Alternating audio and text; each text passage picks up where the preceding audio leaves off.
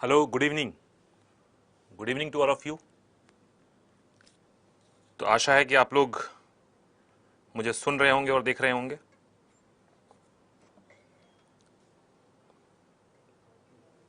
कोई परेशानी तो नहीं है ना?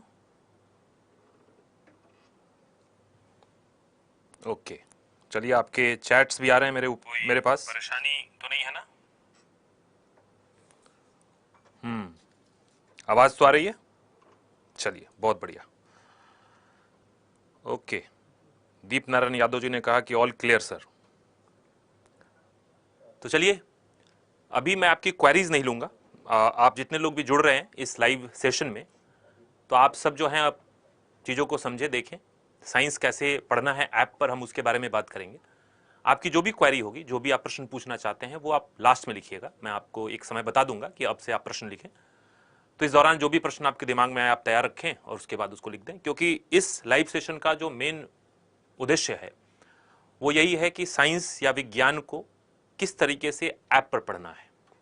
जाहिर सी बात है कि आप में से बहुत सारे ऐसे लोग होंगे जिनके लिए ऐप पर, मोबाइल पर पढ़ना एक नया अनुभव होगा। और यह अनुभव सिर्फ आपके लिए नहीं है, पूरे भारत में नहीं बल्कि पूरे विश्व के अंदर अब शिक्षा का एक बहुत बड़ा क्षेत्र इस मोबाइल एप्लीकेशन पे ही चल रहा है। तो आप जानते ही हैं कि लोगों ने कहा कि पोस्ट कोरोना सब कुछ बदल जाएगा, हमारी जीवन शैली बदल जाएगी, तो वो बदल चुकी है। लेकिन आप सबको पता भी है कि हम भी इंतजार कर रहे हैं कि कब ये कोरोना संकट खत्म हो और ऑफलाइन क्लासेस शुरू हो, फिर आमने सामने भी बात होगी हमारी आपकी, है ना। लेकिन फिलहाल जो मामला है वो ये है कि ऐप पर विज्ञान कैसे पढ़ना है। अब देखिए, ये टॉपिक क्यों चुना गया। अखिल सर आए, उन्होंने बताया कि भाई इतिहास कैसे पढ़ना है। इकोनॉमिक्स की क्लास आई, उन्होंने बताया कि इकोनॉमिक्स कैसे पढ़ना है। मैंने एक अलग टॉपिक चुना, मैंने कहा कि ऐप पे विज्ञान कैसे पढ़ना है। रीजन क्या है इसके पीछे? विज्ञान के बारे में कई भ्रांतियां हैं। आपके मन में भी कई सारी चीजें रहती हैं कि विज्ञान तो भाई बड़ा ही बुरा है, बहुत ही कठिन है, कैसे पढ़ा जाए। और फिर टीचर अगर आमने सामने पढ़ा रहा होता है तब भी तमाम तरह की दिक्कतें आती हैं, तमाम तरह के कंफ्यूजन होते हैं। टीचर आगे बढ़ के उसको सॉल्व कर देता है, क्लास में चीजें बहुत स्मूथली चलती हैं। लेकिन जब ऐप पर हैं तो टीचर की रिकॉर्डेड वीडियो है, उसको आप देखते हैं, समझते हैं। एक नहीं, दो बार नहीं, तीन नहीं, चार बार तक देखने की आपको सुविधा दी गई है। आप उसको देख रहे होते हैं। लेकिन फिर भी अगर कोई कंफ्यूजन हो तो कैसे दूर करें? जाहिर सी बात है, लाइव सेशन होगा, उसमें हम दूर करेंगे और जो भी कंफ्यूजन होगी हम उन सबको एड्रेस करेंगे। राइट। फिलहाल जो मामला है वो ये है कि 8 चैप्टर यानी कि 8 क्लासेस आपके ऐप पर डाल दी गई है जो साइंस सेक्शन में है। और साइंस सेक्शन में कई सेक्शन है, उसमें एक सेक्शन है बायोलॉजी एंड बायोटेक्नोलॉजी। और उस बायोलॉजी एंड बायोटेक्नोलॉजी में जो हम शुरू में डाल रहे हैं, बायोलॉजी डाल रहे हैं, 8 क्लासेस डाल दी गई हैं। अगले हफ्ते तक 10 दिनों के अंदर 8 और क्लासेस डाल दी जाएंगी और ये क्लासेस धीरे धीरे डाली जाएंगी। कारण है कि हम आपको समय देना चाहते हैं और समय इस बात का देना चाहते हैं कि आप आराम आराम से क्लासेस को पढ़ें। क्लास को पढ़ने के बाद नोट्स देखें, एक्सरसाइज देखें, फिर हमारे साथ आप प्रैक्टिस सेशन में क्वेश्चन आंसर करें और फिर आगे बढ़ें। दूसरी बात यह भी है कि यूपीएससी की पूरी परीक्षा प्रणाली में मैंने पहले भी कई वर्कशॉप में इस बात को कहा था कि इंटीग्रेटेड अप्रोच की आवश्यकता होती है। हम सिर्फ बायोलॉजी को बायोलॉजी की तरह नहीं पढ़ रहे हैं। अगर आपने बायोलॉजी की क्लासेस देखी होंगी, आपने पहली क्लास ही देखी होंगी, तो उसमें कई तरह की और बातें हैं जो अपने विषय वस्तु की सीमा को पार कर आगे तक जाता है। और वहां हम कॉन्सेप्ट्स को कनेक्ट करने की कोशिश करते हैं। आगे चल के ये सारे कॉन्सेप्ट्स जो हम यहां पढ़ रहे हैं, जान रहे हैं, देख रहे हैं, वो इन्वायरमेंट एंड इकोलॉजी से जुड़ जाएंगे। कई सारे फिजिक्स केमिस्ट्री के कॉन्सेप्ट, कई सारे स्पेस टेक्नोलॉजी के कॉन्सेप्ट आपके ज्योग्राफी से जुड़ जाएंगे। और फिर ये कॉन्सेप्ट, ज्योग्राफी के कॉन्सेप्ट, इन्वायरमेंट के कॉन्सेप्ट सब मिलकर फिर आप देखेंगे कि इकोनॉमिक डेवलपमेंट, सस्टेनेबल डेवलपमेंट जैसी चीजों से जुड़ जाएंगे। तो ये जुड़ाव भी हमें बनाना है और जुड़ाव बनाने के लिए बहुत जरूरी है कि हम धीरे धीरे चीजों को इंटीग्रेट करके पढ़ें। अभी रिजल्ट आया, आप सबने रिजल्ट देखे, आप बड़े खुश भी हुए, कुछ निराश भी हुए। इंग्लिश मीडियम का रिजल्ट बढ़िया, हिंदी मीडियम का रिजल्ट उतना बढ़िया नहीं। जिनका हुआ उन्होंने बड़ा खुशी जाहिर किया, हमारे स्टूडेंट्स के भी हुए, बड़े खुश थे कि अब सर हमारा हो गया। इसके लिए क्या जरूरी है आपको पता है? इसमें सबसे इंपॉर्टेंट है कि यूपीएससी इसकी परीक्षा में ये जो अलग अलग कंपार्टमेंट वाइज पढ़ाया जाता है कि साइंस पढ़ा दिया गया, फिर इकोनॉमिक्स पढ़ा दिया गया, फिर ज्योग्राफी पढ़ा दिया गया, और उन सब के बीच में कोहेशन एक जुड़ाव नहीं है, वो एक बहुत बड़ी कमी बन के उभरती है। हमें उसको भी पाटना है। इसलिए आप देखेंगे कि आपके ज्योग्राफी के क्लास के पहले साइंस की क्लास आई है, ताकि साइंस की क्लास चलती रहे और फिर उसके बाद ज्योग्राफी की क्लास इंटीग्रेट होगी। और वहां जब ज्योग्राफी में गौरव सर पढ़ाएंगे आपको, तो बताएंगे वो प्रॉपरली कि साइंस में आपने ये टॉपिक पढ़ा था, इसको यहां कनेक्ट करना है। यूपीएससी में प्रश्न जो आते हैं वो उसी इंटीग्रेशन के स्तर पे आते हैं, है ना। तो इसलिए घबराना नहीं है। ऐसा नहीं हम करेंगे कि सारी के सारे चैप्टर एक बार में आपके ऐप पे डाल दिया गया, लोड कर दिया गया और फिर आप उसको पढ़ ही नहीं पाए। हम आपको समय देंगे कि आप पहले उसको कंप्लीट करो, प्रॉपर फॉर्मेट में जाओ, क्लास की तरह चलो। तैयारी 1 साल समय मांगती है और आपको 1 साल समय देना पड़ेगा। डेली कुछ ना कुछ करना पड़ेगा। डेली एक चैप्टर पढ़िए, प्रैक्टिस कीजिए, आगे बढ़िए, है कि नहीं। अब चलिए अपने मूल बिंदु पर आते हैं और मूल बिंदु यह है कि हम ऐप में साइंस कैसे पढ़ेंगे। जैसे कई लोगों को कंफ्यूजन होगा, तो देखिए आप ऐप में सुविधाएं क्या क्या है। ऐप पर तैयारी करने में सबसे पहला जो मामला यहां पे है वो ये है कि आपके पास लेक्चर है ना। लेक्चर जो रिकॉर्डेड लेक्चर है, उसमें टीचर, मैं अगर साइंस पढ़ा रहा हूं तो मैं आके आपको साइंस के सारे पॉइंट्स को बताता हूं, सारे कॉन्सेप्ट्स क्लियर करता हूं, डायग्राम की हेल्प से और कई तरह के बातों और एग्जाम्पल की हेल्प से आप लेक्चर पढ़ लेते हैं। लेकिन एक कंफ्यूजन आपके सामने आएगा जब आप क्या पढ़ेंगे, जब आप नोट्स पढ़ेंगे। ये नोट्स का मामला बड़ा इंट्रिकेट है। कारण है कि साइंस के नोट्स भी अपलोड किए जा चुके हैं, आर्ट्स क्लास और उसके नोट्स। अब जब आप नोट्स निकालते हैं तो क्या देखते हैं कि नोट्स में चीजें और विस्तार से दी गई हैं। साइंस का नेचर ऐसा है, अगर आपकी साइंस की बैकग्राउंड नहीं है तो आप मेरे द्वारा कही गई बातों को तो समझ लेंगे। चलिए एक बार अगर समझने में दिक्कत आती है तो दोबारा वीडियो देख के समझ लेंगे। फिर भी दिक्कत आती है तो आपके पास कई चैनल है जिसके थ्रू आप हम तक पहुंचकर इस चीजों को देख सकते हैं, समझ सकते हैं। लेक्चर में कोई दिक्कत नहीं होगी, इस बात का इत्मीनान रखें। लेकिन जैसे ही आप लेक्चर से उठकर नोट्स पर आते हैं तो आप देखते हैं कि नोट्स में लगभग 30 to 40% चीजें एक्स्ट्रा है, ज्यादा है। कई तथ्य दिए हुए हैं, कई आंकड़े दिए हुए हैं। तो इस बात को ध्यान में रखना है कि हमें अपनी पढ़ाई का मुख्य आधार लेक्चर ही बनाना है, लेक्चर पर ही हमें रहना है। नोट्स की बात है, बिल्कुल सही है, नोट्स है, नोट्स को पीडीएफ डाउनलोड कर लीजिए। डाउनलोड करने के बाद नोट्स पढ़िए। पढ़ते समय इस बात का ध्यान रखिए कि हम नोट्स के उन्हीं बिंदुओं पर ज्यादा फोकस करेंगे जिन बिंदुओं पर लेक्चर में बात की गई है। अगर आपने लेक्चर बहुत ध्यान से सुना है तो आपको क्लियरली पता चल जाएगा कि नोट्स में वो सारे पॉइंट दिए हुए हैं। अब सवाल है कि ठीक है, हमने लेक्चर के सारे पॉइंट्स को नोट में पढ़कर और उसकी पुनरावृत्ति कर ली, उसके अलावा एक्स्ट्रा पॉइंट्स है। जो एक्स्ट्रा पॉइंट है उसमें घबराने की जरूरत नहीं है, उसको एक बार पढ़ना है।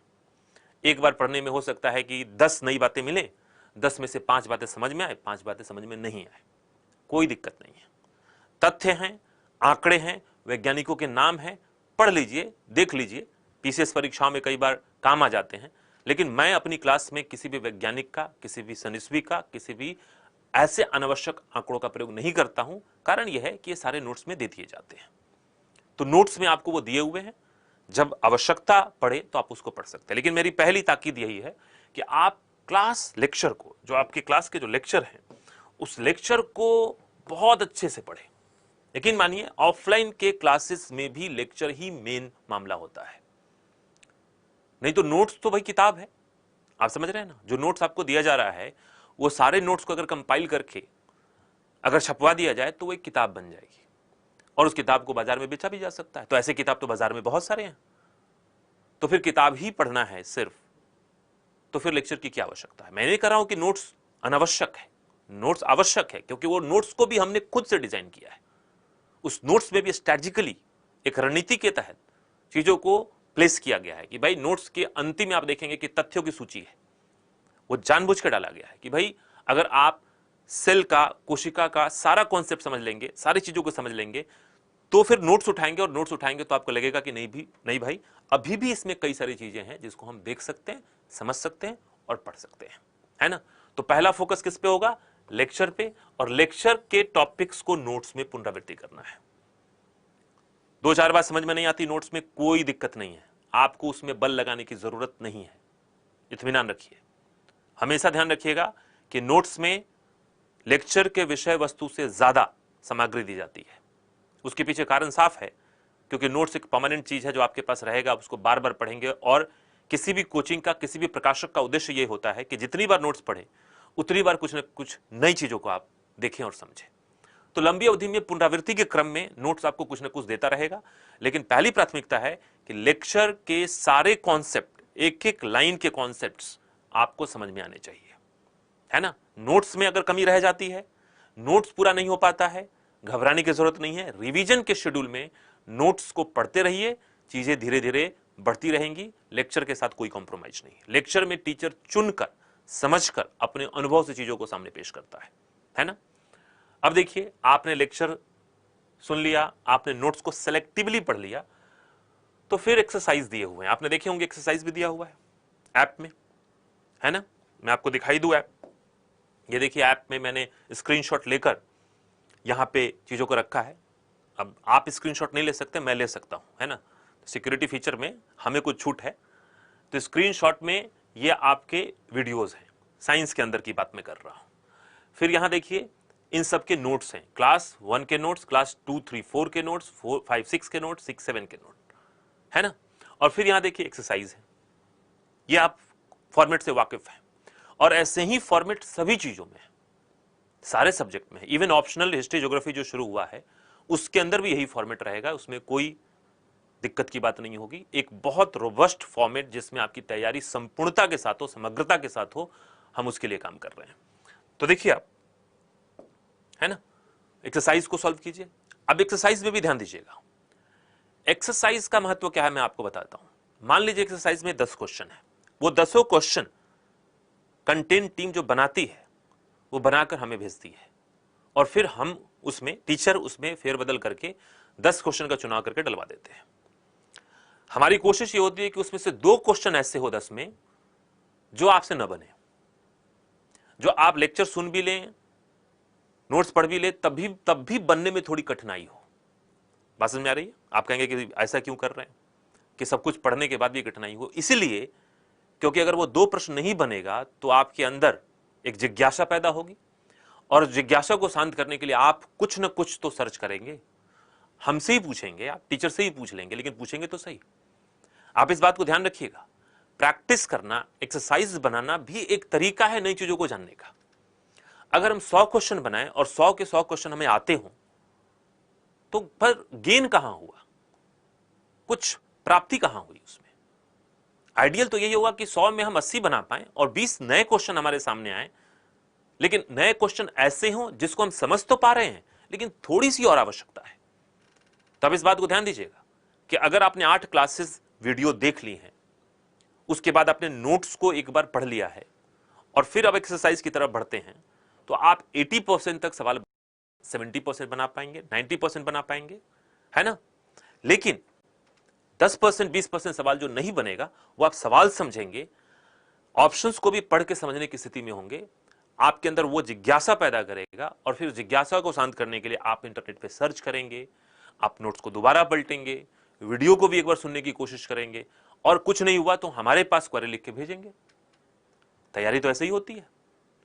जब तक कंफ्यूजन ना हो, जब तक थोड़ा कमी का एहसास ना हो, तब तक वो ड्राइव कहां रहेगी आगे जाने की, है ना। तो हमेशा ध्यान रखिएगा, हमें आगे बढ़ना है, सतत सीखना है, और उसके लिए एक्सरसाइज में इस तरह की व्यवस्था की गई है, वो यही कारण है। फिर देखिए, चौथा स्टेज आता है प्रैक्टिस। प्रैक्टिस का मतलब हो गया जैसे कि सेल, 8 क्लासेस सेल की आपके सामने दे दी गई है, और जहां तक मुझे पता है कुछ लोगों ने फीडबैक भी दिया कि वो क्लासेस देख रहे हैं, लेकिन धीरे धीरे देख रहे हैं, क्योंकि ऑलरेडी इकोनॉमिक्स की क्लास है और हिस्ट्री की क्लास है। उन सभी क्लासेस का रिवीजन करते रहना है, इकोनॉमिक्स का रिवीजन करते रहना है, साइंस को देखना है आगे। जब ये क्लासेस देख लेंगे आप, थम्स अप कर देंगे कि सर हो गया, हमारा क्लासेस हो गई, हमारा भी अनुमान रहेगा कि ठीक है अब क्लासेस देख लिए होंगे, तब हम प्रैक्टिस सेशन करेंगे। मैं सेल के लगभग 25-30 क्वेश्चन के साथ आपके सामने आऊंगा, उस क्वेश्चंस को बोर्ड पे रख के पूरा एक्सप्लेन करूंगा, कैसे आंसर तक पहुंचेंगे उसकी मैं बात करूंगा। ऐसे सेशन आपने देखे होंगे हिस्ट्री में भी और इकोनॉमिक्स में भी, वो काम यहां भी होगा, है ना। तो ये देखिए आपका फॉर्मेट है, इसको ध्यान में रखना। मेरा जो मेन मकसद था वो इस बिंदु पर आपको आगाह करना था कि नोट्स में ज्यादा होगा, विज्ञान का मामला है तो विज्ञान में ऐसा होता है कि कॉन्सेप्ट्स होते हैं वैज्ञानिक, जिनकी बैकग्राउंड नहीं है उनको लगेगा पता नहीं क्या दे दिया गया है, छोड़ दीजिए, उस टॉपिक को मत पढ़िए, स्किप करके आगे बढ़िए। पहले क्लास के अंदर की अवधारणाओं पर पकड़ बना लीजिए, फिर आप देखेंगे आगे चल के कि नोट्स को दोबारा तिबारा पढ़ने में हमेशा 5-10% चीजें जुड़ रही हैं। यही सतत तैयारी है। दूसरी बात यह भी है कि आपके नोट्स में कई बातें ऐसी भी तो लिखी होंगी जो आगे चल के इन्वायरमेंट से जुड़ेगा, आगे चल के मानव स्वास्थ्य से जुड़ेगा, आगे चल के ज्योग्राफी के कॉन्सेप्ट से जुड़ेगा, आगे चल के सतत विकास से जुड़ेगा। अब वो सारे टॉपिक जो साइंस के साथ लिंक होते हैं वो तो आप भी आपने नहीं पढ़े हैं। अब इमेजिन कीजिए आज से 1 साल बाद या 6 महीने बाद की स्थिति। आज से 6 महीने बाद आप इन्वायरमेंट पढ़ चुके होंगे, मान लीजिए आप सतत विकास इकोनॉमिक डेवलपमेंट पढ़ चुके होंगे, आप ज्योग्राफी के साइंटिफिक एरियाज पढ़ चुके होंगे, और फिर जब इस नोट्स को पढ़ेंगे तो आप इस नोट से ज्यादा निकाल पाएंगे। आप कहेंगे हाँ भाई ये चीजों को मैं कनेक्ट करके देख सकता हूं कि ये जो बायोलॉजी में लिखी गई एक्स्ट्रा बातें जो थी वायरस के बारे में, विषाणु के बारे में, ये मानव स्वास्थ्य से जुड़ा हुआ मामला है। मेरी बात समझ में आ रही है? तो ये बहुत ध्यान रखना है इस बात को कि तैयारी एक सही दिशा में हो, कोई भ्रम पैदा ना हो। अगर आपने हम पे भरोसा किया है तो हमारी बातों को समझिए, मानिए और आगे बढ़िए, अपना दिमाग भी साथ साथ लगाते रहिए, है ना?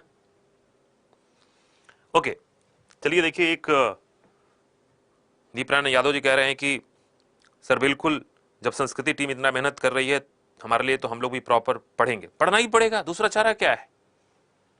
दूसरा कोई चारा है इस समय पढ़ने के? यही तो है, पढ़ाई ही तो है जो जीवन को बदल सकता है। और मेहनत की बात अगर आप कर रहे हैं तो इस बात का यकीन दिलाता हूं कि जितनी मेहनत आप करेंगे हम अपनी तरफ से कोई कसर नहीं छोड़ेंगे। आपको लग भी नहीं रहा होगा कि कसर छोड़ रहे हैं। एक एक चीज जो यहां पे बताई जा रही है ऑलरेडी इंप्लीमेंट हो रहा है, ऑलरेडी इंप्लीमेंट हो चुका है। हिस्ट्री में हो चुका, इकोनॉमिक्स में हो चुका, साइंस में शुरू हो गया, इवन अखिल सर और गौरव सर इतिहास और भूगोल वैकल्पिक विषय शुरू कर रहे हैं, उसमें भी सेम फॉर्मेट ला रहे हैं।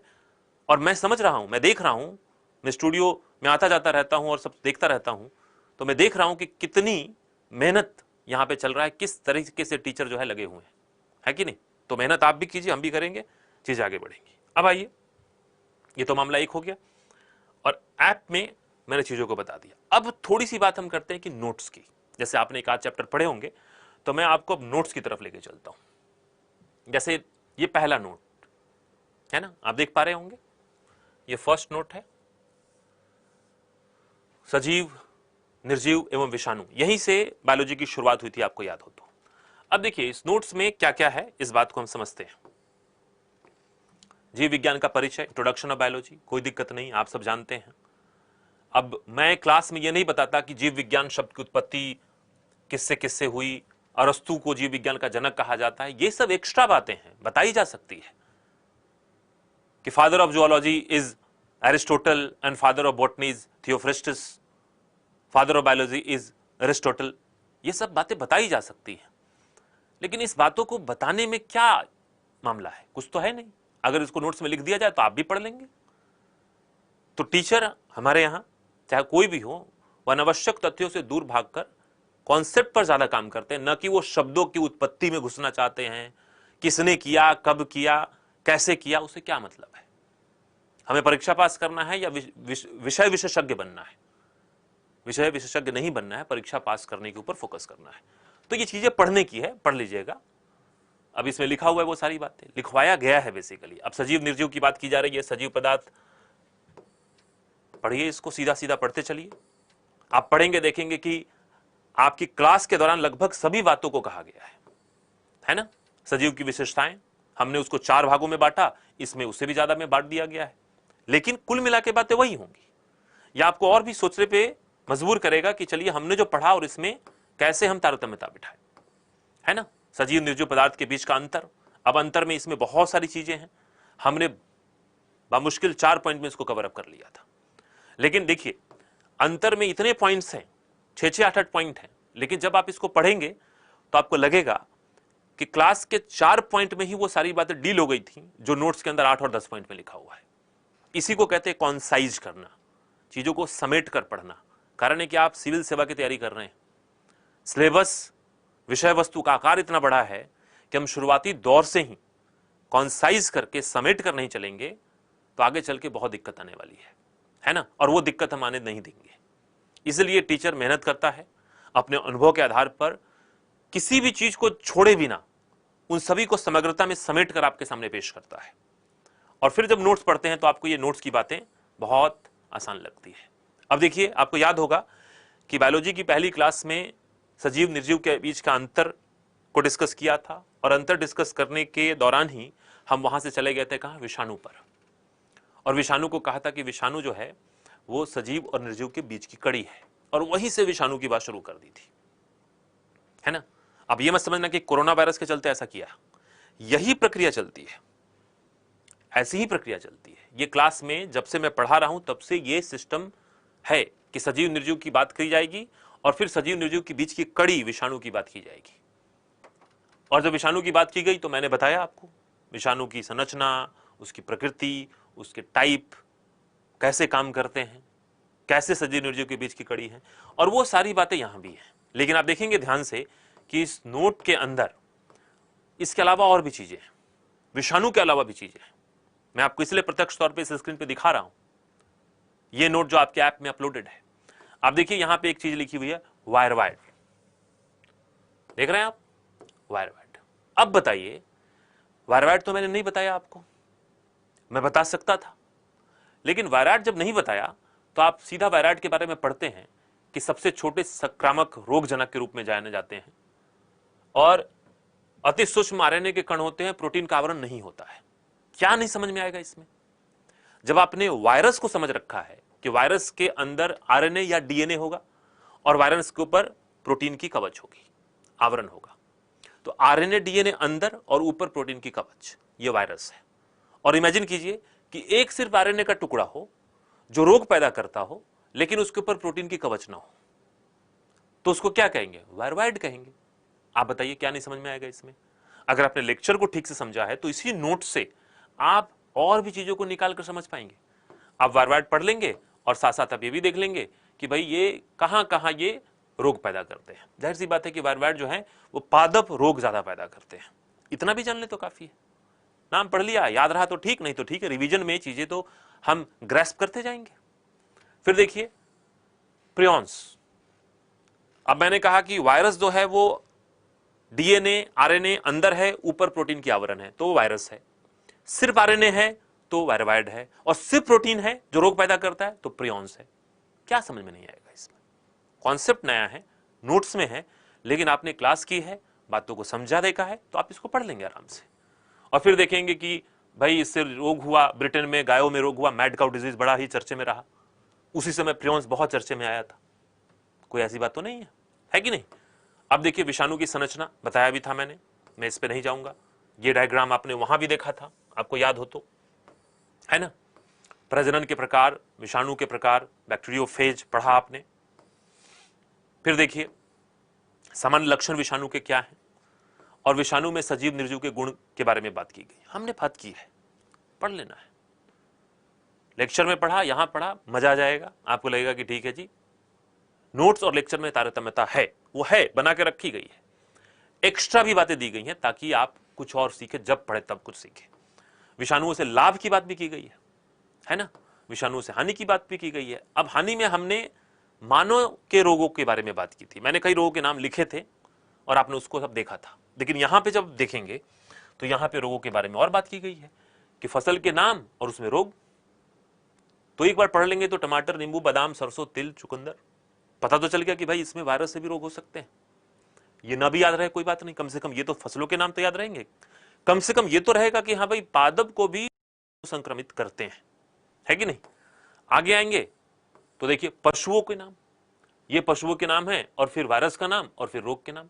टेबल है, फैक्ट है। इसको मैं नहीं चाहता था कि क्लास में आपके सामने डील करूं, मैं यही चाहता था कि इसको नोट्स के रूप में आप तक पहुंचाई जाए ताकि आप अपने हिसाब से इसको पढ़ें। देखिए मनुष्य के रोग जिसके बारे में हमने बात कही की थी, इसमें और बेहतर है। इसमें यह भी है कि रोग का नाम क्या है और प्रभावित होने वाले भाग क्या है, एक्स्ट्रा जोड़ा गया है। इसी एक्स्ट्रा की मैं बात कर रहा हूं कि आपको हमेशा कुछ नोट्स में एक्स्ट्रा मिलेगा और ये नोट्स में एक्स्ट्रा जो साइंस के अंदर दी गई है वो हमारे स्ट्रैटेजी का, रणनीति का हिस्सा है। मुझे पक्का यकीन है कि क्लासरूम लेक्चर को तो आप पूरा ग्रेस्प करेंगे, पूरी तरीके से अपने अंदर आत्मसात करेंगे, और जब नोट्स पे आएंगे तो नोट्स भी आपको 10-20% और ज्यादा बताकर आगे बढ़ेगा, है ना। और इस तरीके से ये देखिए, जो मेजर रोग हैं जिसके बारे में काफी चर्चाएं होती हैं, उसके बारे में एक विस्तृत कि चेचक है तो वो किससे होगा और फिर उसका लक्षण क्या होगा, है कि नहीं। खसरा, गलसुआ, रुबेला, जो काफी रोग चर्चे में रहते हैं, जिसपे प्रश्न बनते हैं, उसकी बात की गई है। पोलियो, रेबीज, इबोला, फीवर हमने बात की है, लेकिन हमने वहां यह बात नहीं किया कि पोलियो में ये विषाणु कहां कहां प्रभाव करते हैं, उसके लक्षण क्या होते हैं। आपको याद होगा हमने इबोला की भी बात की, लेकिन हमने ये नहीं कहा कि इबोला किस अंगों पे और क्या असर करता है, किस तरह के उसके सिम्टम होते हैं। यहां पे एक्स्ट्रा चीजों को जान रहे हैं, क्या दिक्कत है। नोट्स की उपयोगिता भी तो यही है। लेकिन मैं ये नहीं कह रहा हूं कि आप इसको बस रटने बैठ जाइए, लेक्चर पे फोकस करना है, नोट्स पढ़ना है। नोट्स से हर बार अगर 5% हम सीख लेते हैं कुछ नई बातों को, हमारा उद्देश्य पूरा हो रहा है। कभी भी ऐसा पॉइंट नहीं आएगा जहां पे आप कहेंगे कि हमारी तैयारी कोशिका के लिए, विषाणु के लिए पूरी हो गई। ऐसी कोई अवस्था आती नहीं है तैयारी में। तैयारी एक सतत प्रक्रिया है, एक सफर है, एक जर्नी है। उस यात्रा के दौरान ही आप मंजिल पा लेते हैं, लेकिन यात्रा चलती रहती है। बहुत सारे ऐसे लोग हैं जिनका अभी देखो 600 समथिंग रैंक आया। हमारा एक स्टूडेंट है दीपक, और वो आया, उसने कॉल भी किया कि भाई हमारा सिलेक्शन हो गया, लेकिन रैंक हमारा पीछे है। मैंने कहा कि भाई आगे का क्या योजना है, तो सर फिर से तैयारी करूंगा। सिलेक्शन मिला, फिर तैयारी करेगा, और फिर अपने आप को इंप्रूव करके अगली बार अच्छा रैंक लेके आएगा। तो यात्रा है ये मंजिल नहीं है। और इसी यात्रा में चलते रहना, हमेशा कुछ ना कुछ नया मिलेगा। वो बंदा जो सिलेक्ट हो चुका है वो भी नोट्स मांग रहा है, वो भी नोट्स लेके जाएगा, वो भी पढ़ेगा, वो भी 4 चीज आपके साथ सीखेगा, है कि नहीं। तो ये बात ध्यान रखिएगा, there is nothing like that okay this topic is finished for me, ये टॉपिक हमारे लिए पूरा हो गया, ऐसा कभी नहीं होगा, ना होना चाहिए, है ना। तो ये देखिए, ये सारी चीजें दी हुई हैं यहाँ पे। डेंगू, फीवर, कोविड-19 के बारे में जो नया मामला है उस पर भी दिया हुआ है। तो इस तरीके से ये नोट्स जो है आपके काम आएगा, ठीक है। मैं दूसरे नोट्स के बारे में भी दिखा देता हूं थोड़ा सा आपको।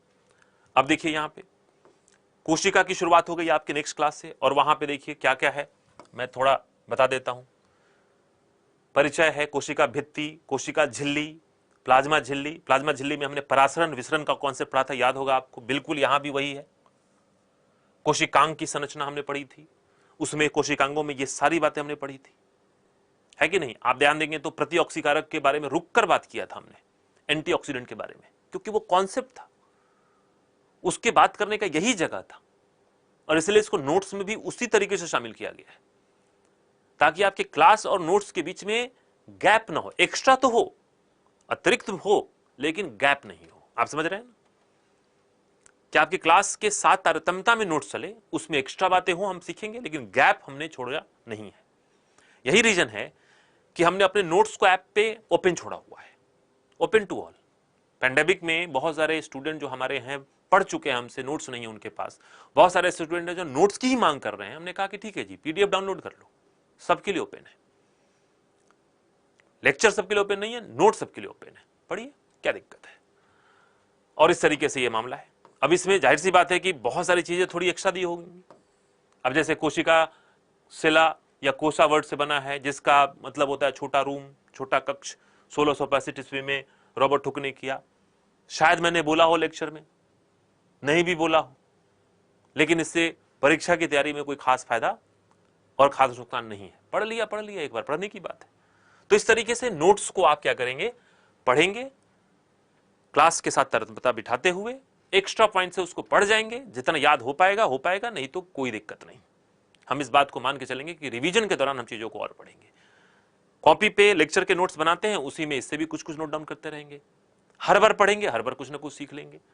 ऐसे ही देखिए आप, फिर देखिए यहां पे कोशिका में आगे जब बढ़े थे तो वहां केंद्रक, और इसके ऊपर एक पूरी लंबी क्लास हुई थी, आपको याद होगा तो, क्योंकि ये बहुत इंपॉर्टेंट फीचर है।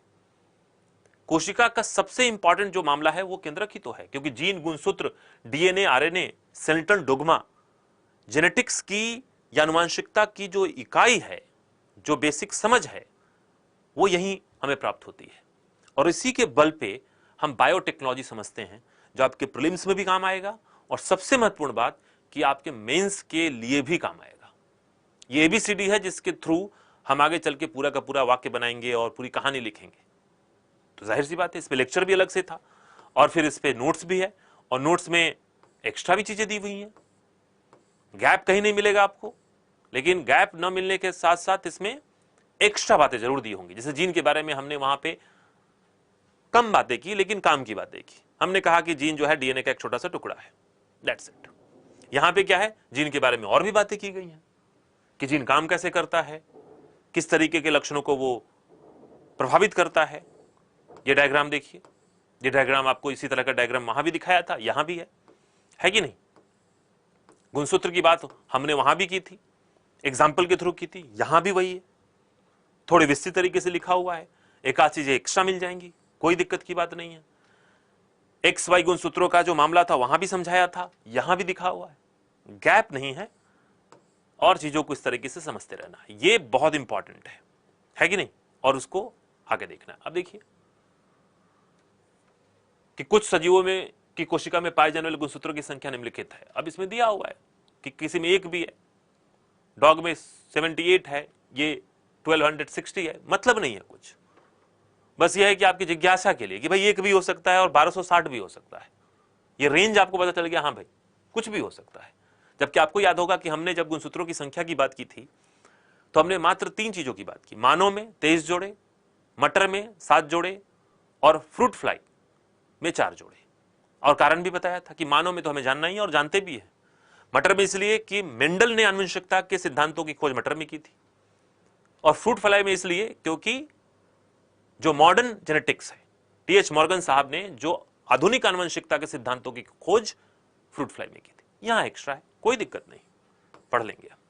फिर देखिए पूरी कहानी लिखी हुई है। ड्रोसोफिला के अंदर 8 है, जोड़े में अगर देखेंगे तो क्या हो जाएगा, वो 4 जोड़े हो जाएंगे। डीएनए की संरचना में ये पूरी की पूरी बातें दी हुई है। नाइट्रोजन क्षार 2 प्रकार के, purine, pyrimidine, adenine, guanine, cytosine, thymine, ये सारी बातें हैं।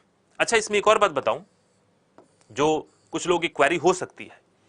जैसे मैंने अपने लेक्चर में, जब मैं लेक्चर ले रहा था तो आपने देखा होगा कि मेरे लेक्चर में, साइंस के लेक्चर में जो स्लाइड्स आते हैं उस स्लाइड्स में इंग्लिश का प्रयोग ज्यादा होता है। देखा है आपने? कई लोगों को इस बारे में भी तकलीफ हुई होगी कि इंग्लिश में क्यों, हम तो हिंदी माध्यम में तैयारी कर रहे हैं। देखिए, ये सब्जेक्ट के साथ डिपेंड करता है। सब्जेक्ट अगर साइंस है और टेक्निकल है तो इंग्लिश के शब्दावलियां सहज होती हैं। और हिंदी में भी क्या लिखेंगे आप बताइए? नाइट्रोजन बेस लिखेंगे आप, और यहां पे क्षार लिखा हुआ है। ये प्यूरिन प्यूरिन ही होगा, बस ये होगा कि लिपि बदल जाएगी, रोमन हो जाएगा, या एडेनिन एडेनिन ही होगा। तो इसमें कोई भेदभाव मत रखिएगा। आपके पीडीएफ नोट्स में हिंदी भी दिए हुए हैं, इंग्लिश भी दिए हुए हैं। मैं अपने लेक्चर में दिखाता इंग्लिश हूं क्योंकि मैं चाहता हूं कि आप उस इंग्लिश को लेकर वेल वर्स्ड हो, आप चीजों को समझे, देखें, जाने। लेकिन जब मैं बोलता हूं तो बोलने के क्रम में मैं बिल्कुल शुद्ध हिंदी के शब्दावलियों का प्रयोग भी करता हूं, है कि नहीं? तो इसलिए इस तरह का कोई भी दुराव, कोई भी भेद अपने दिमाग में मत रखिएगा। बल्कि मैं आपको बता दूं कि हमारे ऐप पर जो हम प्रैक्टिस के लिए क्वेश्चन देते हैं, उस क्वेश्चन में भी हिंदी इंग्लिश दोनों हम देते हैं। उसके पीछे भी रीजन साफ है। रीजन साफ इसलिए है क्योंकि हम चाहते हैं कि आप हिंदी के साथ साथ अंग्रेजी वाले हिस्से को भी देखो। टेक्निकल सब्जेक्ट जो भी है, जैसे इन्वायरमेंट है, ज्योग्राफी के कुछ पार्ट हैं, साइंस के कुछ पार्ट हैं, वो टेक्निकल पार्ट ऐसे हैं जिसकी प्रॉपर हिंदी ट्रांसलेशन बड़ा खराब होता है। और इस बात में कोई संशय नहीं है कि यूपीएससी ने हिंदी ट्रांसलेशन के साथ पिछले 10 सालों के अंदर जो काम किया है वो बड़ी दिक्कत की बात है। लेकिन इंग्लिश में तो कोई ऐसी समस्या नहीं है, और आपको इंग्लिश क्वालिफाइंग पास करना ही है, तो इस इंग्लिश से डरना नहीं है, इंग्लिश को अपनाना है। हिंदी माध्यम में होकर भी इंग्लिश को अपनाना है, इसलिए ताकि हम चीजों को बेहतर समझ पाए, है ना? तो इसलिए आप देखेंगे कि कोई दिक्कत नहीं है। वहां इंग्लिश में स्लाइड है, यहां वो सारी चीजें हिंदी में दी हुई हैं। देखिए आप, डीएनए का स्ट्रक्चर यही दिखाया था मैंने, यही यहां पे है, आप देख लेंगे। नाइट्रोजन, क्षार, पेंटोज, शर्करा, सब कुछ है वैसे ही। बंधन कौन कौन से होते हैं? Hydrogen bond, glycosidic bond, phosphodiester bond. अब इसमें देखिए ध्यान से, मैंने आपको हाइड्रोजन बॉन्ड बताया था, फॉस्फोडाइस्टर बॉन्ड बताया था, ग्लाइकोसिडिक नहीं बताया था, एक्स्ट्रा है। लेकिन मैंने तो आपको बताया भी था कि अगर डीएनए के बॉन्ड के बारे में सवाल पूछता है तो एक ही सवाल पूछेगा, होगा फॉस्फोडाइस्टर बॉन्ड, क्योंकि इकाइयों को जोड़ने का काम यही करता है कि नहीं? तो क्रेडिट इसी को कहते हैं कि कॉन्सेप्चुअलाइज करना, कि भाई बॉन्ड्स तो कई हैं, लेकिन अगर प्रश्न के आधार पर पूछेगा तो क्या पूछेगा? यही पूछेगा कि डीएनए में कौन सा बंधन पाया जाता है, और तीनों ऑप्शन में हो जाए तब भी हम लगाएंगे किसको? फॉस्फोडाइस्टर बॉन्ड को, क्योंकि इकाई को वही जोड़ रहा है। बन सकता है कि डीएनए में निम्नलिखित में से कौन सा बॉन्ड नहीं पाया जाता है ना, और वहां पे weak hydrogen bond, glycosidic bond, phosphodiester bond, और कोई बोले डबल डिस्प्लेसमेंट, कुछ भी ऐसा बोल दे, तो हम क्या करेंगे? चौथे को छांट देंगे। तो इस तरीके से चीजों को धीरे धीरे समझेंगे आप। अब तथ्य दी हुई है, ये तथ्य मैं नहीं बताता, वाटसन क्रिक साहब का नाम लेता हूं, मैं हरगोविंद खुराना का नाम लेता हूं, लेकिन यहां पे चीजें लिखी गई है ना। तो ऐसे ही करके ये मामला आगे बढ़ता रहेगा। इसलिए मेरे आने का मेन मकसद भी यही था कि नोट्स को कैसे यूज में लाना है उसको मैं आपको समझा पाऊं। नोट्स में एक्स्ट्रा चीजें हैं, नो प्रॉब्लम, एक बार समझ में नहीं आएगा, नो प्रॉब्लम, लेक्चर समझ में आनी चाहिए, यह मामला है। अब आइए थोड़ा आगे बढ़ते हैं। हम लोग यहां थे, अब देखिए कुछ और बिंदु पे हम बात करेंगे। आप तैयारी करते हैं, तैयारी करके चीजों को आगे बढ़ाते हैं। संस्कृति की पूरी टीम इस बात से इत्तेफाक रखती है कि कुछ किताबों को भी पढ़ना बहुत जरूरी है। बुक का मतलब फंडामेंटल बुक, किताब, टेक्स्ट बुक। बुक का मतलब कभी भी गाइड नहीं है ना, और आपको गाइड की आवश्यकता नहीं है, क्योंकि आपके पास नोट्स हैं। अगर गाइड खरीदने का मन हो ना, तो वो सारे नोट्स का प्रिंट आउट निकाल के और बाइंडिंग करवा लेना, वो गाइड बन जाएगा, है कि नहीं? गाइड अकेला कुछ नहीं कर सकता, टीचर गाइड के साथ खड़ा होगा तो फिर आपके लिए वो गाइड सेंस करेगा, आप क्या पढ़ना है क्या छोड़ना है उसके बीच का अंतर पता कर पाएंगे। लेकिन किताब तो पढ़नी पड़ेगी एक आध, और यहां पे किताब जो पढ़नी है वो एनसीईआरटी है कि नहीं? तो एनसीईआरटी में टोटल किताब कितनी और कैसे पढ़नी है मैं इस पर थोड़ी चर्चा करूंगा। मेनली किताब तो आपको 9th और 10th पढ़नी चाहिए, 9वीं और 10वीं की किताब, है ना। मैं उसके भी चैप्टर्स को लेकर आपको सविस्तार बताऊंगा कि कैसे क्या करना है। बड़ा आसान है पढ़ना उसको, 9th 10th आपने पढ़ा हुआ है, पास किया है, अच्छे नंबर आए हैं, दोबारा पढ़ने में क्या हर्ज है? बल्कि इस बार तो और आसानी से पढ़ना है। कई बार ऐसा होता है कि किसी व्यक्ति की साइंस की बैकग्राउंड बहुत ही कमजोर है, तो वो एक काम और कर ले कि 6th 7th 8th को भी धीरे धीरे करके पढ़ ले, एक बार पढ़ ले कम से कम। इसमें कोई शर्म की बात नहीं है भाई, नींव मजबूत करनी है हमें। लेकिन कुल मिला के आपको 9th और 10th किताब को फोकस में रखना है, उसको पढ़ना है, और उसको एक नहीं कम से कम 2-3 बार पढ़ना है। अब आप कहेंगे, जैसे आपके ऐप पे 8 क्लास डाली गई जो कोशिका की थी, 9th क्लास के एनसीईआरटी किताब में कोशिका के ऊपर एक चैप्टर है। अगर आपने 8 क्लास कर ली हैं, उसको अच्छे से लेक्चर सुन लिया, नोट्स की तो बात रहने दीजिए, सिर्फ लेक्चर सुन लिया है, तो आप पाएंगे कि आप 9th क्लास के एनसीईआरटी में जो चैप्टर है उसमें कुछ खास बचा नहीं पढ़ने के लिए। लगभग सभी चीजें आपको पता है, 100% आपको चीजें पता है वहां। तो फिर मैं क्यों कह रहा हूं कि आप एनसीईआरटी पढ़िए? क्योंकि आप तो क्लास में पढ़ ही चुके हैं। एनसीईआरटी या किसी भी फंडामेंटल बुक को, मौलिक किताब को पढ़ने का उद्देश्य सिर्फ ये नहीं है कि वहां से हमें तथ्य मिल जाएंगे, हमें ज्ञान मिल जाएगा, हमें कॉन्सेप्ट मिल जाएंगे, बल्कि उस किताब के अंदर जो भाषा लिखी गई है, जो वाक्य विन्यास बनाया गया है, उस भाषा को पढ़ के, उस वाक्य विन्यास को पढ़कर हम कैसे चीजों को कॉम्प्रीहेंड करेंगे, है ना। और यही देखिए, इस बात को समझिए आप कि यही कारण है कि सीसेट के अंदर कॉम्प्रीहेंशन जोड़ा गया है, और वो यही तो करते हैं कि आप ये पैराग्राफ पढ़ो और पढ़ने के बाद इन प्रश्नों का उत्तर दो। कुल मिला के मामला यह कि पैराग्राफ को पढ़कर उसके अंतर्निहित बातों को समझो। ये नहीं कि बस पढ़ लिया, ऊपर ऊपर समझ लिया। एक होता है कि पढ़ लिया और वाक्य दर वाक्य समझ लिया, वो अलग मामला है। एक होता है कि हमने पूरे वाक्य पढ़ लिए, पूरा कंटेंट पढ़ लिया और उसके अंतर्निहित बात को भी समझा, उसके अंदर के कोर कॉन्सेप्ट तक पहुंच पाए, वो क्या कन्वे करना चाहता है, क्या वो आप तक प्रेषित करना चाहता है, उसको आप समझ पाए। किताब पढ़ने का मूल एक औचित्य ये भी होना चाहिए।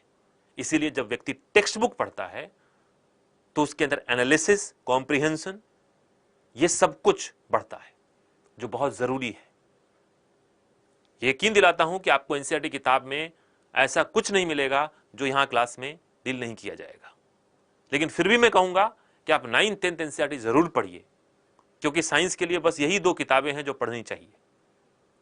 इसके आगे की किताब में नहीं कहूंगा कि 11th 12th पढ़िए, बहुत ज्यादा हो जाता है, लेकिन 9th 10th तो पढ़िए। मैंने अपने कई वर्कशॉप में कई जोर दिया है इस पे, एक्स्ट्रा मैंने एक अलग वीडियो बनाई है कि एनसीईआरटी पढ़ना ही पढ़ना है।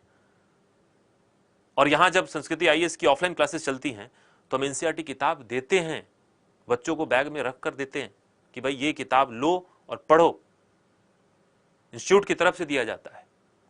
तो गाइड से दूर रहना है। कोई भी गाइड हो दुनिया की, गाइड पढ़ के ना कोई आज तक आईएएस बना ना कभी बनेगा। टेक्स्ट बुक को अपनाना है, डेली कुछ ना कुछ किताब से पढ़ने की हैबिट डालनी है ना। तो ये बात ध्यान रखिएगा। अब आइए मैं आपको थोड़ा सा और बताता हूं कि आप एनसीईआरटी कैसे पढ़ेंगे। अब देखिए, ये आज चैप्टर की बात करो, ये 9th क्लास की एनसीईआरटी का चैप्टर है। 9th क्लास एनसीईआरटी अध्याय 5 जीवन की मौलिक इकाई दिख रहा है आपको। आप कितना छोटा चैप्टर है बताइए, इसको आराम से पढ़िए। सजीव किससे बने होते हैं।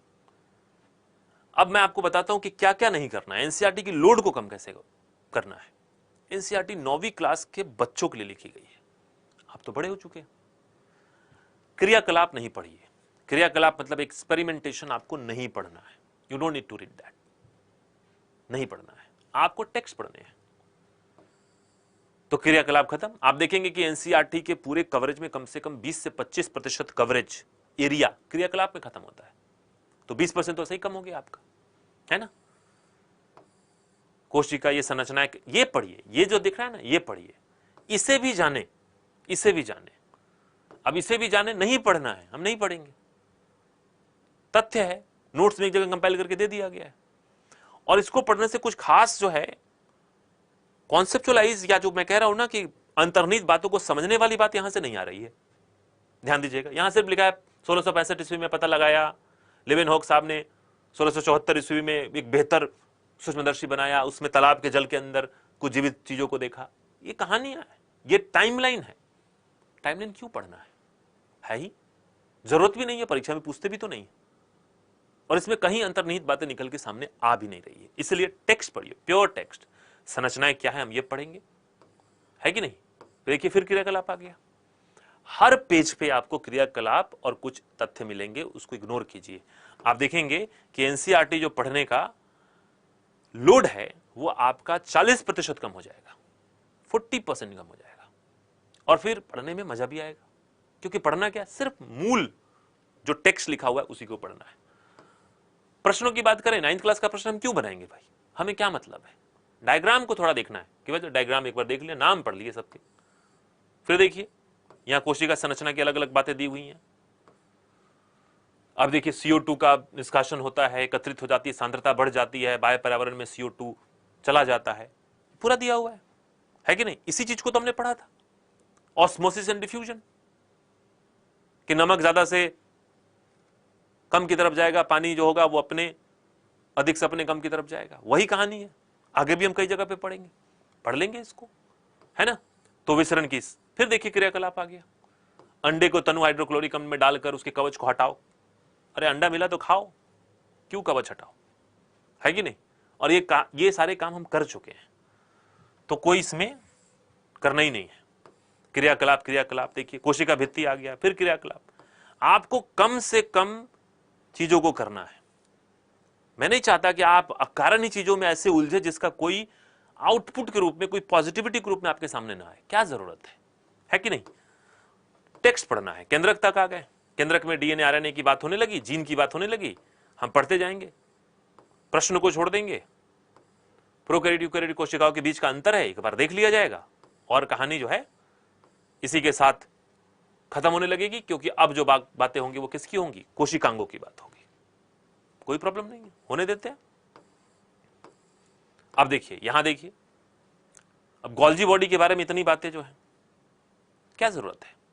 हम इसमें कैमिलो गोल्गी की कहानी क्यों पढ़े, ना आज तक कभी पूछा ना पूछेगा। तो इस तरह की चीजों को छोड़ दीजिए। एनसीईआरटी पढ़ने का तरीका ऐसा है जिससे आपके एनसीईआरटी पढ़ने का लोड 40% कम हो जाएगा। आगे केमिस्ट्री और फिजिक्स जब एनसीईआरटी के चैप्टर्स आएंगे उसमें यही कहानी रखनी है। उसमें तो और ज्यादा फायदा है कि न क्रियाकलाप पढ़नी है, न कोई तथ्य पढ़ने हैं, फॉर्मूला भी नहीं पढ़ना है, इक्वेशन भी नहीं पढ़ना है, सिर्फ टेक्स्ट पढ़ना है। सिर्फ ये जो टेक्स्ट है ना वही पढ़ना है और कुछ नहीं पढ़ना है ना। तो इस बात को भी ध्यान में रखिएगा, ठीक है। तो एनसीईआरटी का उपयोग कैसे करें ये क्लियर है। जिनके पास एनसीईआरटी नहीं है वो क्या करें भाई, आप जिस इंस्टीट्यूट के विद्यार्थी हैं वो इंस्टीट्यूट आपके हर समस्या का समाधान कर रही है।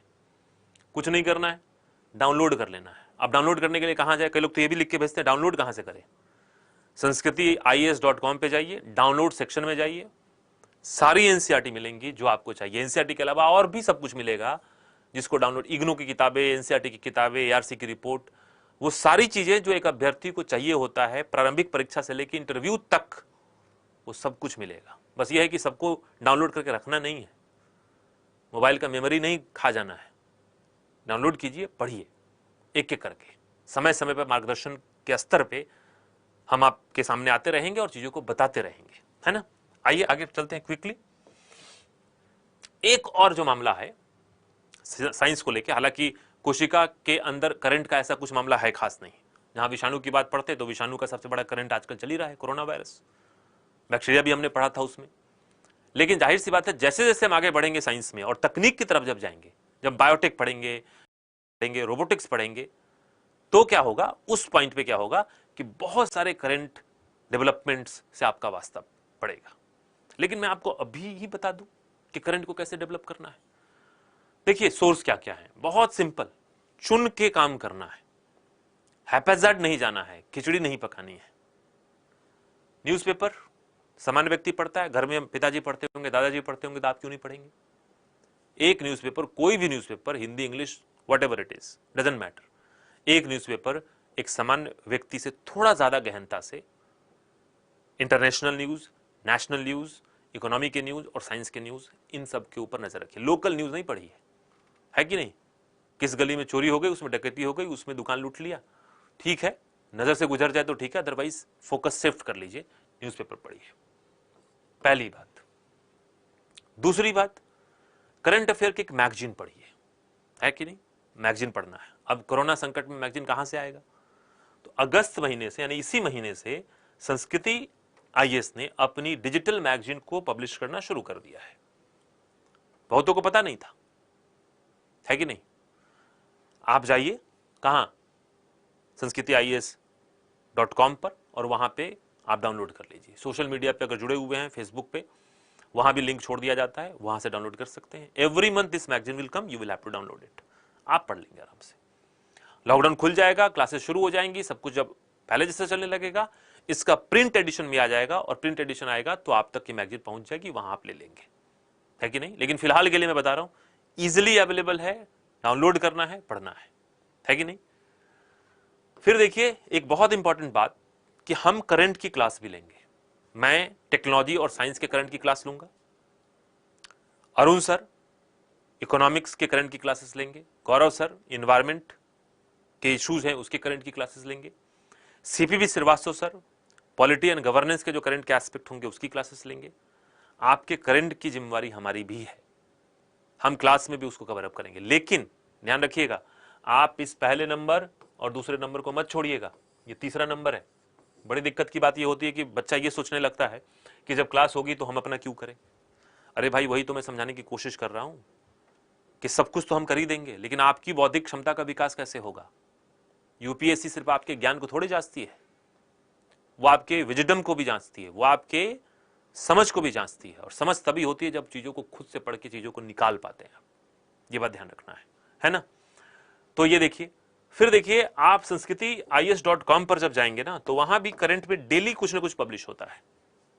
तो कई बार इंटरनेट से भी अगर आप हैं तो sanskritIAS.com को आप बुकमार्क करके रख लीजिए, जब भी मर्जी हो आप देखिए कि वहां क्या क्या चीजें आ रही हैं। आप तमाम सोशल मीडिया पे भी इससे जुड़ सकते हैं, हालांकि सोशल मीडिया का प्रयोग कम से कम करें तो ज्यादा अच्छा है कि नहीं। सोशल मीडिया से दूर रहें, कम से कम करें तो ज्यादा अच्छा है। और भी कई चीजें हैं जिसके थ्रू ये काम किए जा सकते हैं। सोशल मीडिया का मेरा जो अनुभव है विद्यार्थियों के द्वारा दिया गया, उसमें यह है कि अगर सोशल मीडिया पे अगर 1 घंटा जाते हैं तो 50 मिनट उसमें जो है कहानी किसी और दिशा में चल रही होती है ना, और 10 ही मिनट की कहानियां जो होती है वो यूपीएससी की तरफ होती है। तो यूपीएससी की तरफ कहानी मोड़ के रखनी है, उसके लिए ये सारे सिस्टम को अपना लीजिए। करंट की चिंता बिल्कुल नहीं करनी है, वो पूरा होगा। 2 काम आप कीजिए, न्यूज़पेपर और करंट अफेयर की मंथली मैगजीन की काम आप कर लीजिए। आगे की कहानी हम लोग पूरा करेंगे और आपको करंट पे पूरा तैयार करके भेजेंगे। हमारे करंट की विशेषता यह होगी कि विषय विशेषज्ञ जो आपको पढ़ाएगा वो करंट डील करेगा। यहां यह नहीं होगा कि एक व्यक्ति आएगा करंट के सारे मामले को पूरा करके और आपके सामने परोस देगा। ऐसा होता ही नहीं है, ऐसा होना संभव ही नहीं है। भाई साइंस मैंने पढ़ाया आपको, आप मेरी बात अच्छे से समझते हैं, मुझे पता है कि मैंने कहां तक करंट पढ़ा के छोड़ दिया था क्लास में और वहां से आगे कैसे जोड़ना है, बिना पुनरावृत्ति के, बिना किसी ज्यादा इधर उधर की बात किए हम टू द पॉइंट करंट की बात करेंगे, इकोनॉमिक्स में, साइंस में, एनवायरमेंट में, क्योंकि हम लोग ही आपको ये सारी चीजें पढ़ा चुके होंगे, है कि नहीं। और संस्कृति आईएएस में हम लोग पहली बार इस काम को कर रहे हैं, इस बात को भी ध्यान रखिएगा। हमारी इच्छा हमेशा से यही थी कि करंट जो विषय विशेषज्ञ वही पढ़ाए, और इस इच्छा की पूर्ति हम यहां कर रहे हैं क्योंकि हमें यही करना था, यही सही है कि नहीं। तो इसकी चिंता नहीं कीजिए। आगे देखिए, नटशेल में मैं आपको बताऊं, इसके बाद मैं आपके क्वेश्चन और क्वेरी ले लूंगा, जो भी आप पूछेंगे मैं आप उसके जवाब दे दूंगा 2 मिनट के अंदर। कुल मिला के तैयारी का मामला यह है कि मिनिमम इनपुट डालना है और मैक्सिमम आउटपुट लेना है ना। मिनिमम इनपुट मतलब कि चुनकर चीजों को डालना है और उसको मैक्सिमाइज करके रिजल्ट निकालना है। आप कहेंगे ऐसा कैसे होगा, तो मैं बहुत एक सरल, मैं विज्ञान का आदमी हूं, एग्जाम्पल से चीजों को समझाता हूं। मैं आपको एग्जाम्पल देता हूं। ईंधन जानते हैं, ईंधन, फ्यूल। लकड़ी जलाओगे, 1 क्विंटल लकड़ी जलाओगे ना तो ताप पैदा होगा इतना कि जिससे आप ठीक ठाक कुछ बड़े भोज में, पार्टी में जो है खाना बना लो। पहले ये होता था ग्रामीण परिवेश में, जब 100 लोग, 150 लोग, 200 लोग की अगर बारात खिलानी हो तो पता चलता था क्विंटल के हिसाब से लकड़ियां आई हैं और लकड़ियां जलाई जा रही हैं और फिर उससे भोजन बन रहा है कि नहीं। अब क्या होता है, अब जो है सिलेंडर आती है, 4 सिलेंडर पड़ा होगा, एक ही सिलेंडर काफी होगा, वो एक सिलेंडर पड़ा होगा, छोटा सा मामला, और वो 100-150 बारातियों का खाना बना के आपको जो है ना दे देगा। तो लकड़ी वाला क्या है, बहुत ज्यादा आउटपुट, सॉरी बहुत ज्यादा इनपुट, इनपुट बहुत ज्यादा है, आउटपुट उतना ही है, लेकिन मेहनत कितनी है। उतनी लकड़ी को रखो, संभालो, जलाओ, परेशानी कितनी है, कितना मैनेज करने में श्रम खर्च करना है। और सबसे बड़ी बात कि प्रति उत्पाद खूब ज्यादा, बेकार की बात इतनी ज्यादा, धुआं, राख, कोयला, सब कुछ, बर्तन भी काला हो गए, है कि नहीं। सिंपल सी बात है, एग्जाम्पल से समझना है। एलपीजी जलाओ, भाई गैस जला लो, गैस कम 14 लीटर, 15 लीटर, 18 लीटर गैस खर्च होगा, ऊर्जा का बेहतर स्वरूप होगा, बर्तन भी काला नहीं, धुआं भी नहीं, रखने के लिए भारी जगह भी नहीं, लेकिन आउटपुट उतना ही देगा। समझ में बात आ रही है आपको, ये चीज समझना है। हमें इस होड़ में नहीं पड़ना है कि हम कितना समेट ले, कितना सहेज ले, कितनी कॉपी भर ले। नहीं तो आप इस बात को समझिए, मैं तो दोनों भाषाओं में क्लासेस लेता हूं और दोनों भाषाओं के अनुभव के आधार पर मैं कई चीजों को हिंदी भाषी विद्यार्थियों को बताता हूं। और ये एक बहुत इंपॉर्टेंट बात है जो मैं हर बार बताता हूं कि मिनिमम इनपुट मैक्सिमम आउटपुट। जिस पे सफलता लोग हासिल कर रहे हैं उसको अपना लो। नहीं तो यहां तो स्थिति यह है कि बच्चा जो है कॉपी लेके चला आता है कि सर देखिए उस सर ने पढ़ाया, उन सर ने जो है वो पढ़ाया था कोई सब्जेक्ट, एक सब्जेक्ट पढ़ाया, उन्होंने तो सर 1.5 kg पढ़ाया, 1.5 kg। अब 1.5 kg कैसे पढ़ाया, कॉपी का वजन 1.5 kg था, जितना लिखवाया वो 1.5 kg लिखवाया, आपने तो सर 750 ग्राम ही लिखवाया। ऐसे थोड़े ना करना है, कॉपी की मोटाई से नहीं करना है। अगर वो 1.5 kg, 7.5 kg अगर देखना भी है ना आपको, तो लिखने पे देखो, लिखते कितना, आप कितना लिखते हो, प्रैक्टिस कितना करते हो। यहां तो मामला वही है। एक अच्छा विद्यार्थी जो तैयारी कर रहा होता है वो तो शुरू से ही कॉन्साइज करता है, चीजों को विस्तृत तरीके से एक बार पढ़ता है, फिर कॉन्साइज करते करते चाहता है कि अंतिम तक आते आते उसके पास पतली पतली कॉपियां हो, जिसको आसानी से रिवाइज करके परीक्षा दे और पास करके अपना काम करे आगे। तो आपको इसी सिद्धांत पे चलना है, मिनिमम इनपुट मैक्सिमम आउटपुट। कैसे मिनिमम इनपुट क्या क्या है, आपका लेक्चर, पहला आपका लेक्चर, जो आप सुनते हैं, उसके साथ नोट्स जो आपके लिए पीडीएफ के रूप में अपलोड किया गया है। नोट्स में भी सेलेक्टिव सेलेक्टिव पढ़ने के दो चीज है, यही दो चीज पढ़ना है। तीसरी बात, एनसीईआरटी किताब साइंस के लिए, टेक्स्ट बुक है तो पढ़ना है, बिल्कुल पढ़ना है। ये तीन चीजें हो गई इनपुट के रूप में। इस इनपुट के साथ आप प्रैक्टिस करेंगे। ये जो एरो है ना, ये बेसिकली बता रहा है कि इस इनपुट को मैक्सिमाइज कैसे किया जाएगा, कैसे इसको हम बढ़ाएंगे, एम्पलीफाई कैसे करेंगे, बढ़ाएंगे कैसे। और यहीं पे चीजें आ जाती है किस चीज की, practice. This is nothing but practice. जो पढ़ा है उसको ले आओ, प्रयोग में लाओ, एक्सरसाइज बनाओ, लाइव क्वेश्चन आंसर डिस्कशन या रिकॉर्डेड क्वेश्चन आंसर डिस्कशन में शामिल हो, टेस्ट दो, और इन सारे चीजों को करने के बाद आप मैक्सिमम आउटपुट निकाल पाएंगे। आप देखेंगे कि आपकी क्षमता दिन प्रतिदिन बढ़ रही है। एक दिन की बात नहीं होगी, ये 6 महीने तक लगातार कोशिश करेंगे, तब जाके ये बदलाव आपको नजर आएगा। और 6-6 महीने करके अगर आपने 1 साल 1.5 साल कर लिया ना, तो पूरी जीवन बदल जाएगी। एक आम व्यक्ति से आप खास बन जाएंगे। एक झटके में जब रिजल्ट आता है ना, तो ऐसे बच्चों का जो फोन आता है, वो कभी बताता है कि मेरा नाम जो है राम कुमार है और मैं फाउंडेशन 32 का स्टूडेंट हूं, ऐसा बोलता है। और रिजल्ट के बाद वही बच्चा बोलता है कि मेरा नाम राम कुमार है, मैं AIR ऑल इंडिया रैंक 445 हूं। कितनी बड़ी अंतर हो जाती है, 1 सेकंड का ही अंतर है। रिजल्ट आने के पहले वो फाउंडेशन 25 का स्टूडेंट होता है और रिजल्ट आने के बाद वो ऑल इंडिया रैंक 425 होता है।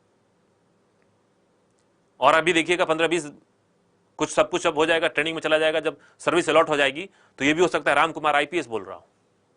समझ रहे हैं आप? लेकिन इसके पीछे की कहानी बहुत लंबी होती है। उसके पीछे सबसे ज्यादा इंपॉर्टेंट जो मामला है वो है प्रैक्टिस एंड स्ट्रेटजी।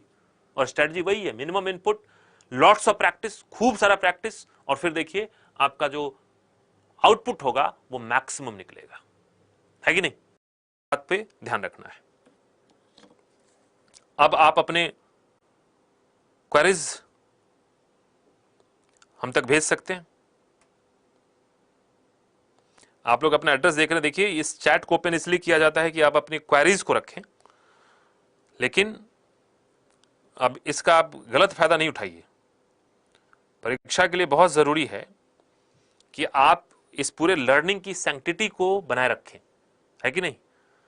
जैसे होता है ना, मंदिर में जाते हैं तो एक भक्ति भावना होती है, मस्जिद में जाते हैं तो भाई आप सर झुकाते हैं, सजदा करते हैं, गुरुद्वारे में जाते हैं तो आप कुछ सर पे रख लेते हैं ईश्वर के सम्मान में।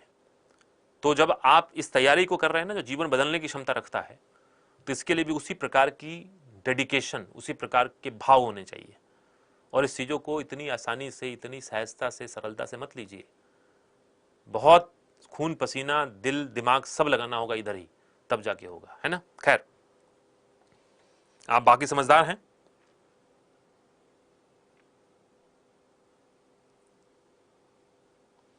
अच्छा, कुछ स्टूडेंट की क्वेरी है कि मेंस भी अगर होगा। देखिए, मेंस अभी तो फिलहाल पीटी पढ़िए।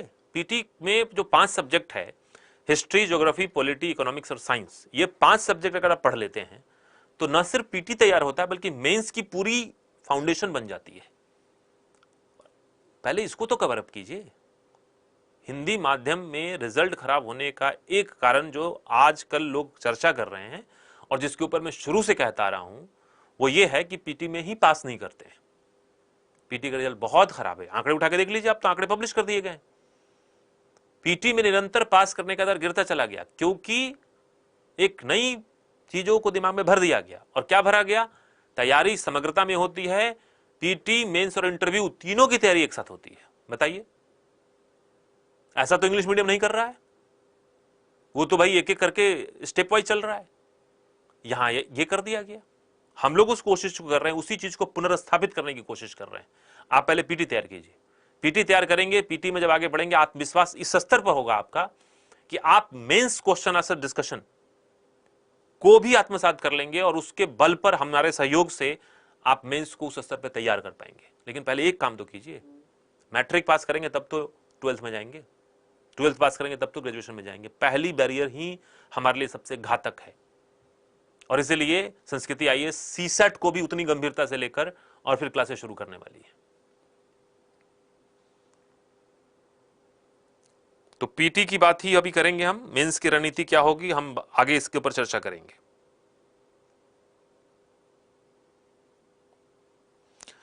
एक व्यक्ति का कहना है कि मेरा एक लेक्चर कंप्लीट होने में 4 घंटे लग जाते हैं। कोई दिक्कत नहीं है, अगर 1 घंटे का कोई लेक्चर है और आप उसको रोक रोक कर सुनेंगे, नोट डाउन करेंगे, 3 घंटे 4 घंटे लग जाएंगे, डजंट मैटर, कोई दिक्कत नहीं है ना। तो सृष्टि पांडे कोई प्रॉब्लम नहीं है, आप कर सकती हैं, धीरे धीरे आपकी कैपेसिटी बिल्डअप होगी। न्यूज़पेपर कौन सा पढ़े, जो मर्जी वो पढ़िए, कोई दिक्कत नहीं।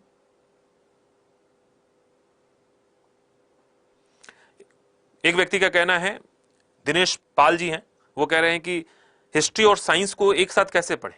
मत पढ़िए एक साथ, हिस्ट्री पढ़ लीजिए, हिस्ट्री में मॉडर्न इंडिया जब कंप्लीट हो जाता है तो साइंस में आ जाइए, साइंस का एक हिस्सा कंप्लीट हो जाता है इकोनॉमिक्स पढ़ लीजिए। लेकिन ध्यान रखिएगा, मॉडर्न इंडिया अगर पढ़ लिया है तो रिवीजन उसकी होनी चाहिए। साइंस का जितना सेगमेंट पढ़ लिया उसकी रिवीजन होनी चाहिए। आप एक बात समझिए, बहुत लोगों की क्वारी ये थी कि हिस्ट्री डाल दिया, इकोनॉमिक्स डाल दिया तो साइंस क्यों नहीं डाला। अब साइंस डल गया तो लोगों का कहना है कि ज्योग्राफी क्यों नहीं डाला। भाई एक ही बार सब थोड़े पढ़ लोगे आप, हम तो चाहते हैं कि आप एक एक करके पढ़ो। आप 1 महीने के अंदर सब कुछ पढ़ के खत्म नहीं कर सकते, नहीं हो पाएगा। आराम से पढ़िए, 1 या 2 विषय को समानांतर रूप से पढ़िए। शुरू में एक विषय उठाइए, फिर धीरे धीरे उसके अंदर एक और विषय साइड बाय साइड रखिए, रिवीजन का समय और स्लॉट अलग रखिए।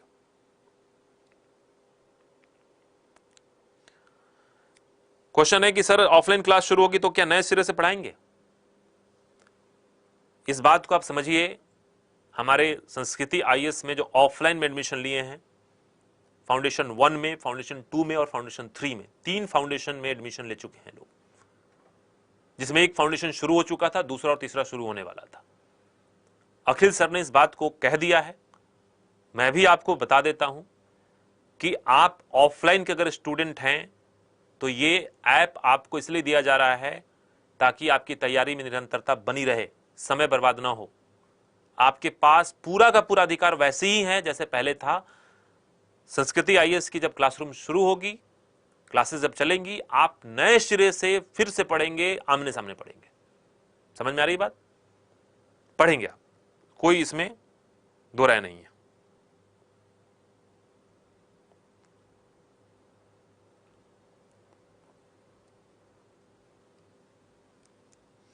एक व्यक्ति कह रहे हैं कि सर रुक रुक के वीडियो डालिएगा, लोड बहुत हो जाता है। अरे भाई रुक रुक के देख लो, हाँ रुक रुक के वीडियो डालने पे लोड ज्यादा, लोड कहां होता है, मोबाइल में लोड हो जाता है या सर में लोड हो जाता है।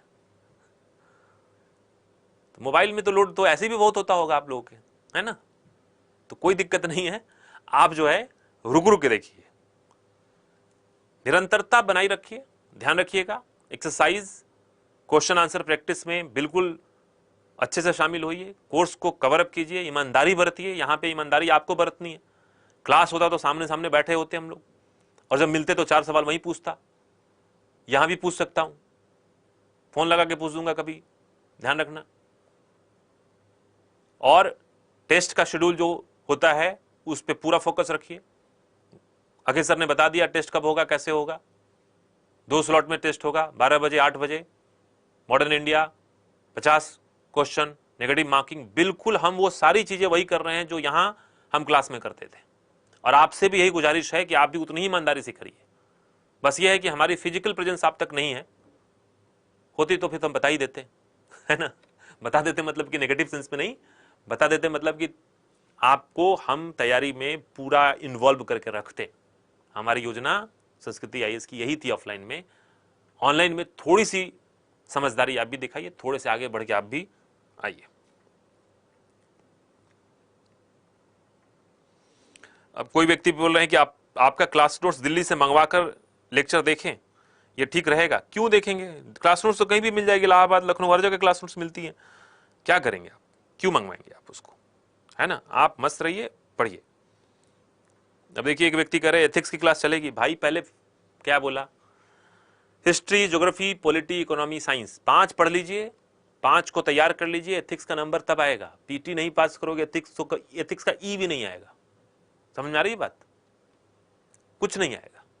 और अभी तो चलिए आपके, कोरोना तो हमेशा के लिए रहेगा नहीं, कोरोना जाएगा, हम भी रहेंगे, आप भी रहेंगे। तो क्या एथिक्स, क्या सोशल जस्टिस, क्या सोशल इशू, सब चलेगा।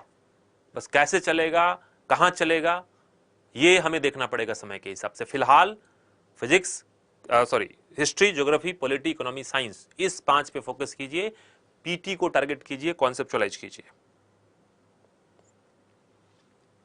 ठीक है, तो चलिए, ज्यादा समय नहीं लेना था, 1 घंटे के अंदर ही इसको हमें डिस्कस करना था और समय ज्यादा हो गया, 1 घंटा 10 मिनट। साइंस एंड टेक की तैयारी कैसे करें, देखिए यूट्यूब पे वीडियो डाला हुआ है, ऐप में भी वीडियो डाला हुआ है, फ्री सेक्शन में वीडियो में जाइए, देखिए साइंस एंड टेक की तैयारी कैसे करनी है, वो चीजें हैं। ठीक है, तो चलिए आप लोग सब कोई जुड़े, बहुत बहुत धन्यवाद। और ये लाइव सेशन का उद्देश्य सिर्फ यही था कि ऐप पर कैसे चीजों को पढ़ना है उसको बता दिया जाए, ताकि आप अपनी तैयारी को आगे करें। 8 नोट्स डाले जा चुके हैं, 8 क्लासेस डाली जा चुकी हैं, एक्सरसाइज डाले जा चुके हैं। अब बहुत ही जल्दी 8 और डाल दी जाएंगी और इस तरीके से हर हफ्ते 10 दिन पर साइंस के अंदर चीजें डाली जाएंगी। लोड आपका बढ़ रहा है तो यकीन मानिए हम यहां लोड बढ़ाने के लिए भी बैठे हुए हैं। हम तो लोड बढ़ाएंगे, आपका लोड बढ़ा के आपको उस दिन के लिए तैयार करेंगे कि जिस दिन आप पीटी देने जाएंगे, और पीटी देने जब जाएंगे तो निश्चित समय सीमा में 2.5 घंटे के अंदर आप 100 सवाल बनाएंगे और 100 सवाल इन 5 सब्जेक्ट से होंगे। सोचिए, उस लोड की कल्पना कीजिए। उस लोड के सामने तो ये लोड कुछ भी नहीं है। तो लोड लेना सीखिए, है ना, और इस ध्यान में रखिए इसको, minimum input maximum output, practice इस चीज को पॉसिबल बनाएगा। ठीक है, तो बस इतना ही, और बहुत जल्दी फिर जो है अपने लाइव सेशन में कोई ना कोई शिक्षक मिलेंगे आपसे, अखिल सर, अरुण सर भी आएंगे अब, और मैं भी समय समय पे आता रहूंगा। साइंस के जो शंका निवारण होंगी हम उसकी बात करेंगे, डाउट क्लियरिंग क्लासेस के बारे में भी बात करेंगे। ठीक है, thank you, all the best, thank you.